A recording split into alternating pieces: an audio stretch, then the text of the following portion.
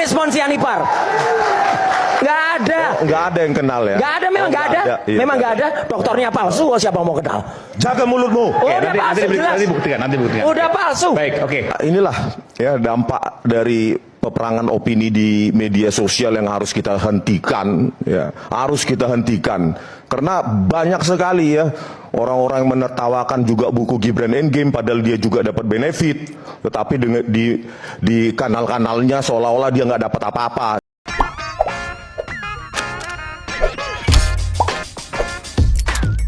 Baik, oke. Awalnya besar banget narasinya, ijazah palsu, seolah-olah ini fakta, seolah-olah ini penuh bukti.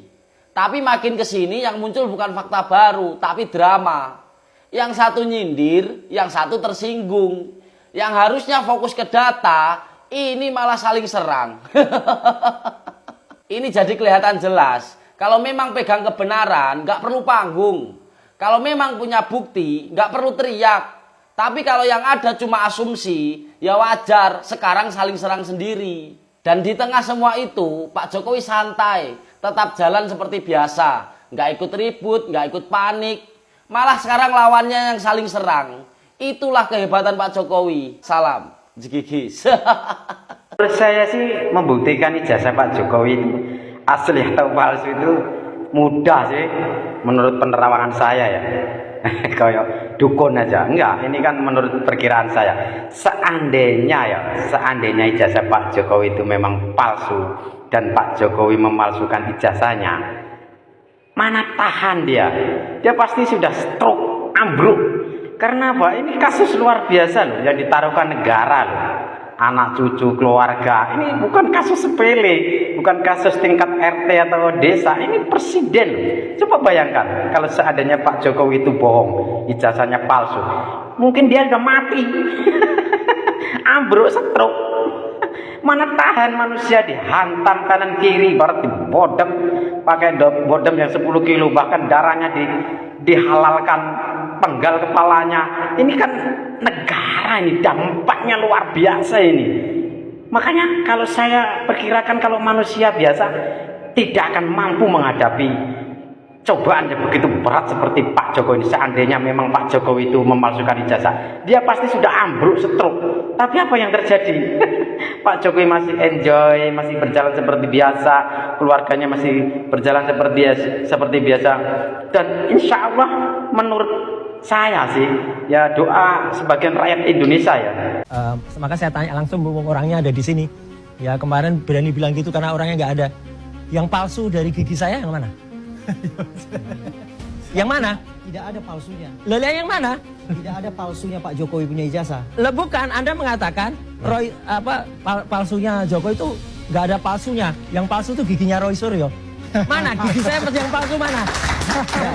Ini si Roy nih ngomong ini ijazahnya Pak Jokowi palsu boleh. Seluruh Indonesia boleh dengar, boleh. Oke, yang nggak boleh? Saya ngomong dia giginya palsu, keberatan dia. Saya ngomong dia giginya palsu, keberatan dia. Dan mau dilaporkan kalau nggak salah ya? Mau dilaporkan, lapor aja saya bilang. Bilang aja saya takut. Giginya udah dicek asli belum? Iya, makanya jangan nanti harusnya aduh. gini. Pak Lecu waktu dia ngomong begitu, ya mana gigi saya yang palsu? Ya mesti dicek dulu. Palsu kok itu giginya gitu. Iya, cuman di situ nggak ada ahli gigi. Gimana mau kita ngecek? Ya, kan kita bisa. Pengacara bisa, ahli gigi bisa. Nggak mungkin host yang ngecek kan? Aku suruh Elvira yang ngecek. Iya. Pak Lecu harusnya bisa jadi pengacara, bisa jadi ahli gigi, ahli ijazah, ahli telematika, ahli forensik. Ahli segala ahli. Bisa ahli segala. Aduh, ini Enggak bang, mestinya di strategi. Hostnya nggak mungkin bisa bawa alat cek.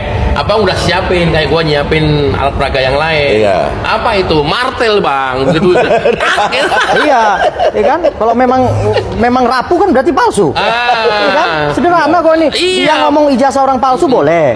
Seluruh Indonesia dengar boleh. Iya. Ya kan saya baru ngomong gigi palsu udah ini dia keberatan dia. Iya. Ya kan sakit hati katanya.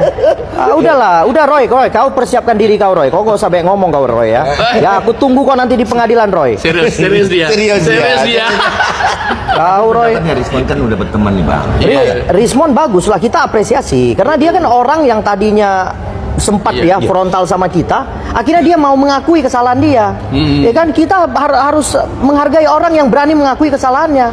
Kalau ini kan kesalahan yang terus-terus dibenarkan, udah salah dibenarkan terus. Dan yang gue bikin heran ya, segala upaya mereka lakukan sebelum menuju P21 masih ada kesempatan mungkin bagi dia, nggak berhasil sampai terakhir ke MK, kemudian kembali lagi ke KIP, kembali lagi ke Perdata, CLS yang ditarik ke Jakarta, nol semuanya. Ya.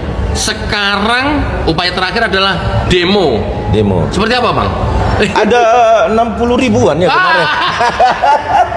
Padahal Demo dia yang tersangka, dia pula suruh Pak Jokowi diadili. Yang bener aja lah. Jangan diputar-putar lah pemahaman ini, bingung saya. Betul. Dia yang tersangka, saya yang meminta ke negara untuk mengadili dia, bukan mengadili Pak Jokowi. Gila kali Bang, Yang ini ki guys, ya kayak gini nih Roy Panci, cewangkeme gacor seenaknya sendiri dengan menggunakan istilah congor lah, sombil lah. Giliran dia sendiri yang digituin marah. Sakarpe udele dhewe wong stres iki, wis kumat guys, kumat berat. Apalagi dengan bergesernya Rismon ikut mendukung Pak Jokowi, tambah stres.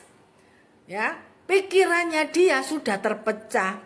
Bingung cari ide dan narasi untuk menghujat Rismon, bingung cari kata-kata dan ide dan konten untuk menghujat dan menjelek-jelekan Rismon, karena Rismon sudah tidak mau dikibulin lagi sama si Roy. Loh, seperti ini aja loh. Kok yo ono sing dukung Roy Panci?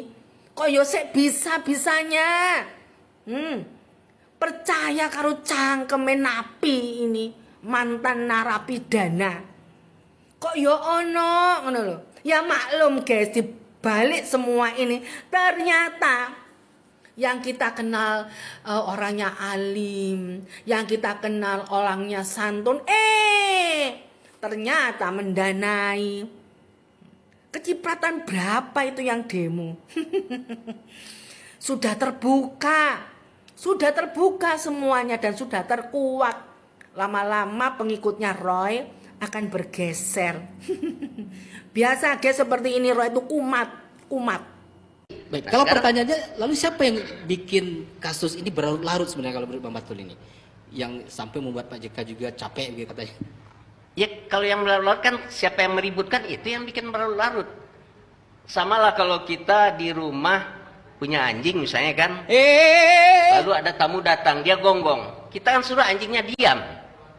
Bukan tamunya yang suruh diam gitu kan. Tapi anjingnya suruh diam gitu. Wah, ini bagus juga analoginya. Ini per-peran aja kita ini. Iya kan? Iya. Kita kalau nggak mau bising, nggak mau berisik, udah. Kalau perlu pukul anjingnya, kamu ribut terus gitu kan. Sehingga menurut Bang Batul yang bikin ini rame terus, timnya Roy Suryo maksudnya? Iyalah. Timnya Roy Suryo maksudnya? Iyalah. Sedang jatuh Republik ini. Sedang